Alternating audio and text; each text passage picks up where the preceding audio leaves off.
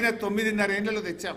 అందులో కరోనా, అందులో కొత్త సంవత్సరం, అందులో పెద్ద నోట్ల రద్దు లాంటి ఆర్థిక సంక్షోభం ఉన్న 181,473 ఎకరాల కొత్త ఆయకట్టు ప్రతి ఏటా బీఆర్ఎస్ సాధించింది. నౌ స్టెబిలైజేషన్ చూడండి. 10 ఏళ్ల కాంగ్రెస్ చేసిన స్టెబిలైజేషన్ 93,000, బీఆర్ఎస్ 31,50,000 ఎకరాలు. స్టెబిలైజేషన్ అంటే మీకు తెలియాలి, చెరువుల కింద 25 లక్షలు ఉండే తెలంగాణకు, కానీ ఉమ్మడి రాష్ట్రంలో చెరువులు పట్టించుకోక వాటి కింద మొత్తం తూములు, అలుగులు, కట్టలు అన్నీ తెరలైపోయి 10 లక్షలకు పడిపోయింది. కానీ మిషన్ కాకతీయ ప్రోగ్రాం ద్వారా మనం మళ్ళీ 25 లక్షల ఎకరాల ఆయకట్టును సాధించినామంటే 15 లక్షలు స్టెబిలైజేషన్ అయింది.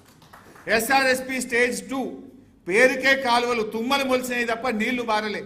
కాళేశ్వరం ప్రాజెక్టు కట్టి ఎస్ఆర్ఎస్పి స్టేజ్ 2ను మోడర్నైజ్ చేసి, ఎస్ఆర్ఎస్పి స్టేజ్ 1 కాలువల్ని మోడర్నైజ్ చేసి ఎస్ఆర్ఎస్పి స్టేజ్ 2కు కాళేశ్వరం నీళ్లను అందించింది. అది స్టెబిలైజేషన్ కింద. అంటే నీళ్లు రాని వాటికి, నీళ్లు తక్కువగా ఉన్నప్పుడు కరువు సంవత్సరంలో సప్లిమెంటేషన్ చేసి స్థిరీకరణ సాధించిన దాన్ని స్టెబిలైజేషన్ అంటాం. అది మనం 31,50,000 ఎకరాలు తెచ్చాం.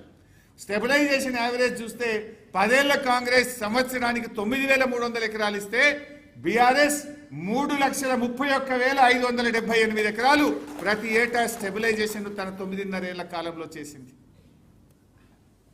రెండు కలిపి చూద్దాం. Both stabilisation and new ayacut 56 నుంచి 2004 వరకు 36 లక్షలు. మనకంటే ముందు 10 ఏళ్ల కాంగ్రెస్ 6,64,000, బీఆర్ఎస్ 9.5 ఏళ్లలో 48,71,000 ఎకరాలు.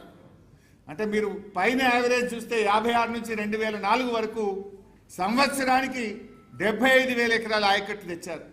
10 ఏళ్ల కాంగ్రెస్ మనకంటే ముందు సంవత్సరానికి 66,000 ఎకరాల ఆయకట్టు సాధించారు. మరి 9.5 ఏళ్ల బీఆర్ఎస్ 5,12,000 ఎకరాల ఆయకట్టు సాధించారు. Is there any comparison? Is there any comparison? ఎన్ని రెట్లు ఎక్కువ మీరు చూడండి ఒక్కసారి. 7.7 times more than the Congress we have achieved. 7.5 రెట్లు వాళ్ళ పాలన కంటే బీఆర్ఎస్ పాలనలో అత్యధిక ఆయకట్టును సాధించింది బీఆర్ఎస్ ప్రభుత్వం, కేసీఆర్ గారి ప్రభుత్వం. ఇది చాలా ఇంపార్టెంట్.